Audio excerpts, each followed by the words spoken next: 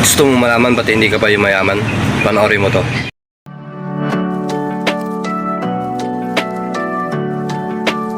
Hindi dahil sa kulang ka sa talento, hindi dahil malas ka. Kadalasan dahil komportable ka na. Komportable ka na kung anong meron ka. Para sa'yo, tama na yun.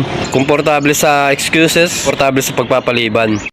Success, love, discipline. Kung ginagawa mo araw-araw mga bagay na nagpapahirap sa'yo, huwag kang magtaka, pareho pa rin ang buhay mo next year. Kung hanggang ngayon ang buhay mo pareho pa rin ng dati, hindi dahil wala kang kakayahan, kundi may mga bagay kang ayaw mong baguhin.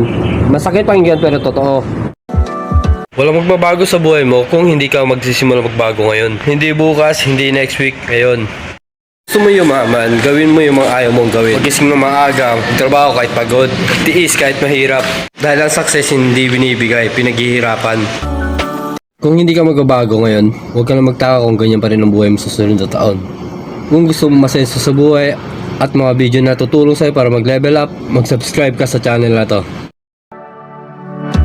Ako si Colin Benvenida at tandaan, hindi hadlang kahirapan para sa mga taong hindi sumusuko. Magkita-kita na lang ulit tayo sa susunod na video. Bye!